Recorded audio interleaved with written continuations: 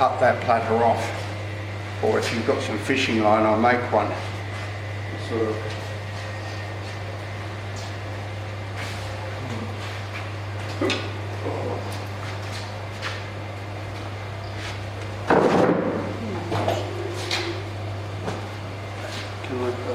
Your bats, aren't they? Yeah, oh, that's right. I'll grab one of mine. I've got some here. Yeah, I've got some. On the back. No, I've got one of mine, then they don't all start when you start.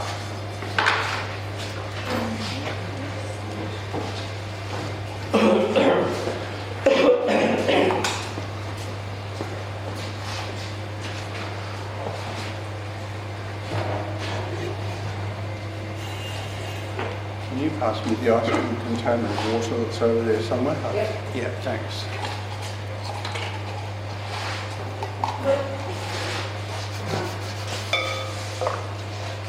So has anyone got any sort of more technical questions that they'd like to ask, or you know, I think on Monday I sort of said, well, I can tell you various things about salt glazing and point you in directions for salt glazing and wood firing, but I really can't give you a lot of advice about electric kilns, other than like with everything to do with ceramics, you just go test a lot of things and try a lot of things. Yeah. And the advantage is that now, compared to 30 years ago, there's so much more information around. I mean, on the internet, I mean, just oodles of information.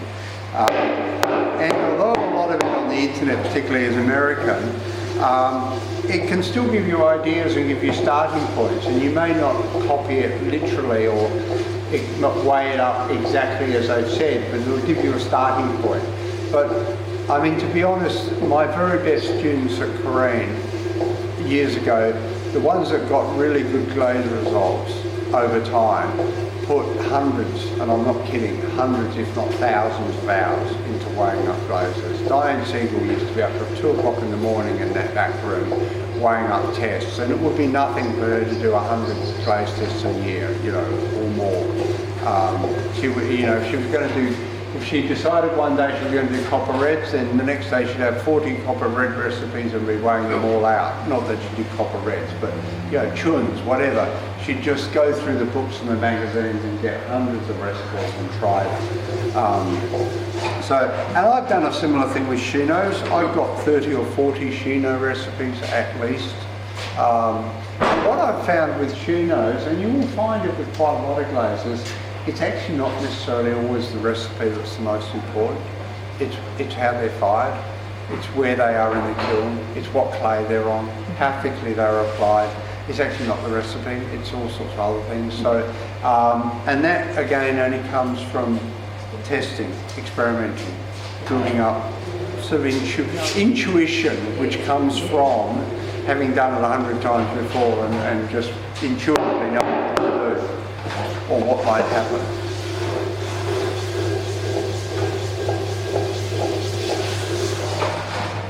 Now, I've never used one of these mist chucks before. Oh, sorry, that's all right. My one won't fit that bowl. That bowl's a tiny bit too small.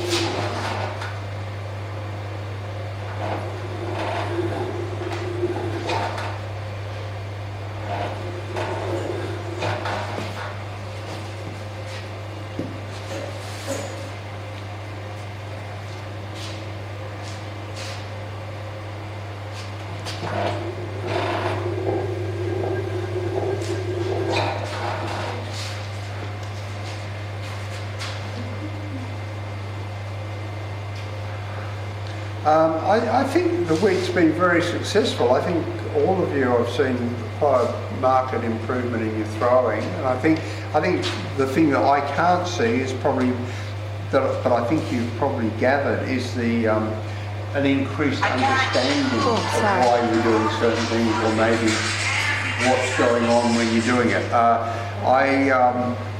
I think often there's a lot of people that sort of sit at the wheel and just do things on the wheel without actually really thinking or understanding what they're doing. They've been taught to do this and they do this, but they don't know why they're doing it and they don't know what it's doing to the clay.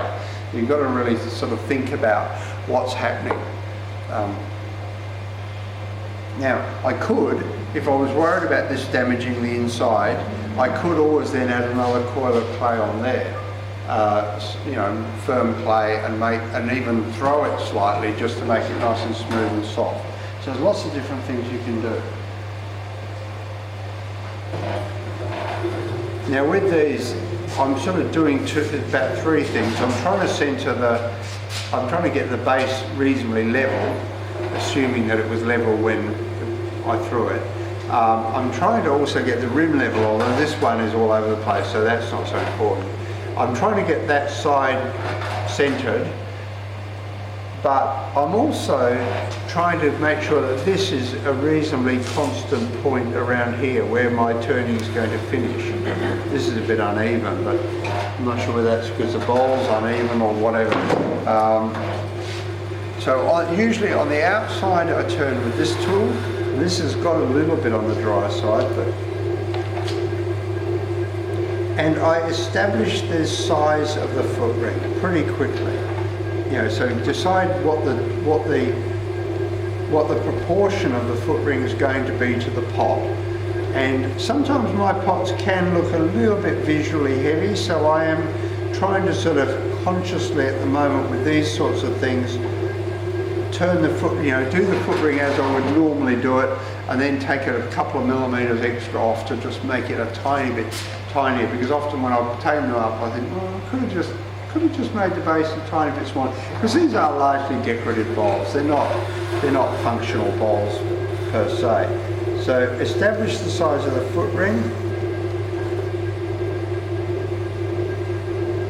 work out where it's going to be. And I like a sense of movement on the foot ring, so I try and do a sort of sweeping action with the tool. And finally, now I don't want to go too horizontal here, so try and get a little bit of movement down, and obviously stop before I start cutting off too much into here, and soften that edge just with my finger. And I don't want to cut down too much into there. Just take away any really sharp edges, just run them in.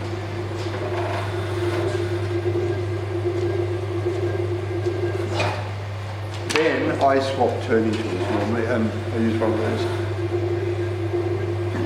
Oh.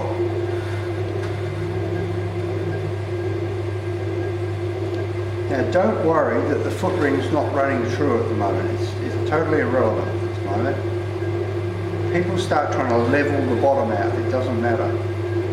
Just concentrate on turning inside.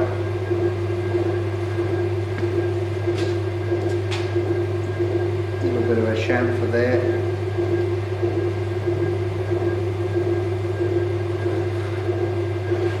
And just keep going until you finally, you have to keep stopping and just pressing the base. Occasionally, everyone makes a mistake, but press. If it's not moving, it's probably not thin enough. Bearing in mind how, it depends how firm the clay is, because sometimes you can press and the clay gives, but it's just because it's super soft and the clay's compressing. But this should be a bit of a guide as to what's happening there, should be telling you what may be going to happen in there, so still thick.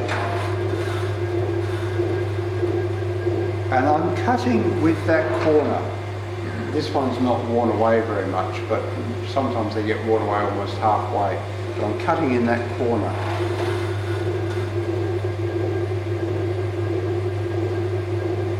I like these tools because they're free, basically. It's just the strapping metal from pallets of bricks, and you never sharpen them, so no filing or anything. They're a bit rough when you first start using them. You really want to be turning something fairly big to begin with, just to wear them in. And then basically they self-sharpen after that. So when you've got that, that's just starting to give slightly. Sometimes if I think there's a bit of extra weight, I'll try and cut back under the foot ring slightly. That just moved.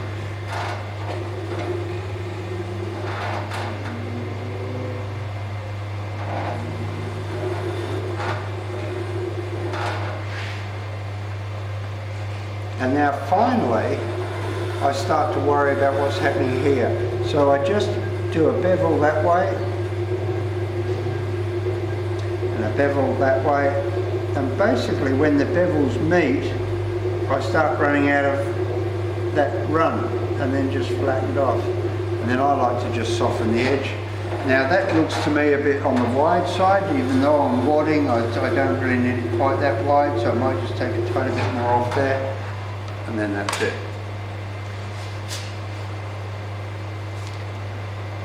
So, that one's worked quite well. I love the rim on that one. But you know, narrow foot, it's still got a sense of lift from the foot. It's not coming out horizontally, it's not cantilevering. Pots don't like cantilevering very much at all. So I've still got a little bit of a sense of lift. I personally don't like the foot ring to be, I quite like a little indent in there, a little tiny chamfer in there, that area just there. But I don't like the bottom part, the bottom half of the foot ring personally to be splaying out. I don't like a plinky splayed bottom. It just doesn't appeal to me at all. I don't know why, but I don't. So that I sort of do that. It's almost vertical, but not quite. And then I didn't mention, but a slight chamfer bevel line, shadow line, just on that bottom edge. Okay. Now the other one I was going to do, it's a squared one. I think the squared one